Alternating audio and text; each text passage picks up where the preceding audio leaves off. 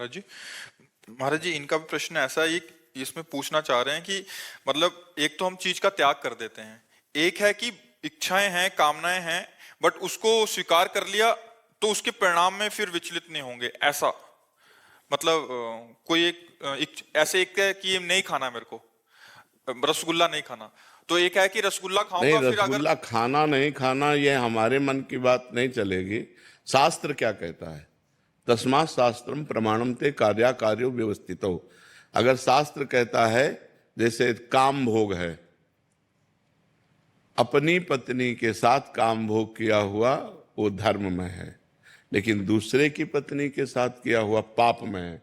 जो पापी पुरुष ये सोचता है कोई शोक नहीं, कोई चिंता नहीं, कोई प्रायश्चित नहीं, तो पापी पुरुष है, अंतःकरण मलिन है, नीच है, दुर्गति को प्राप्त होगा।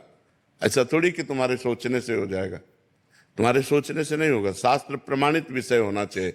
ये नहीं कि एक है कि विषयों की लालसा है और उसको दबा रहा है, और एक है कि विषयों की लालसा है वो भोग रहा है, कोई प्रायश्चित नहीं, कोई पश्चाताप नहीं, तो घोर पापी पुरुष का लक्षण है।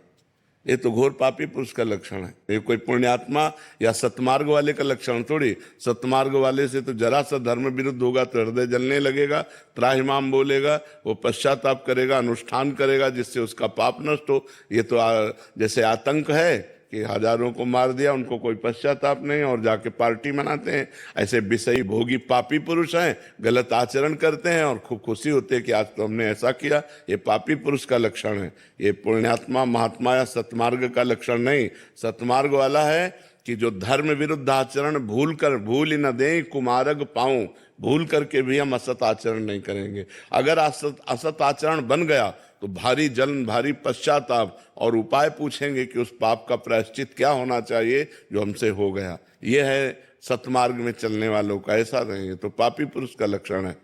क्यों? मनमानी आचरण करके फिर तो क्या कि गोली मार रहे हैं, लूट रहे हैं, व्यभिचार कर रहे हैं, मौज से शराब पी रहे हैं, मस्ती से घूम रहे हैं, उनको कोई प्रायश्चित है क्या? ये तो पापी पुरुष का लक्षण है। ऐसी गंदी बात मन में मत लो। अभी नए बच्चे हो, फिर गंदे आचरणों में बहते चले जाओगे।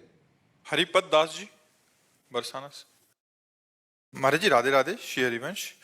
महाराज जी, आप कह रहे हैं कि एकांतिक वार्तालाप में एक बार आपके प्रकट शरीर का नाम तो जानते हैं और आंतरिक शरीर का नाम भी जानने को मिला। महाराज जी, हम जानना चाहते हैं कि उस स्वरूप का परिधान एवं परिचर्या क्या है महाराज? कितने रुपया बैंक में जमा है, कितने जेब में है, ये पोस्टर लगाया जाता है क्या? ये पोस्टर लगाया जाता है क्या?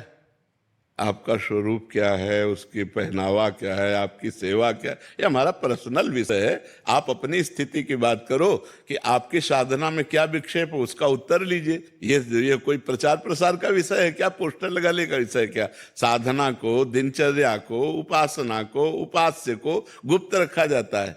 ये कोई एकांतिक में वर्णन करने वाली बातें है क्या? आप अपनी साधना में बताइए कि आप कहाँ पहुंच रहे हैं, जहां पहुंचने में विक्षेप हो उसका उत्तर लीजिए। ये ऐसी बातें नहीं की जाती है। ये अपनी गुप्त, आदमी साधारण धन को नहीं बता सकता कि हमारा बैंक बैलेंस कितना, हमारी जेब में कितना, हमारे घर में कितना सोना रखा है, कितना। फिर ये परमार्थ की बात कैसे हो? वो तो गुप्त रखी जाती है, ये कभी वर्णन थोड़ी की जाती है। जो कर दे तो खत्म, ये भी बात है। अगर भावावेश में आके अपनी प्रधानता रखने के लिए कर दे तो वहीं से स्टॉप हो जाएगा। प्रिया प्रीतम के प्रेम रस की बातें यदि रख सको तो अपने मन में गुप्त रखो। इसे कभी वो तो महाराज जी ने प्रश्न किया तो नहीं, तुम प्रिया प्रीतम की बात ही नहीं करते। पूरे एकांतिक में सुनना, गौर से सुनना, भगवान शब्द का प्रयोग करते हैं। कभी प्रियाजू, प्रियलालजू और अपनी प्यार, ये हमारा गुप्त विषय है।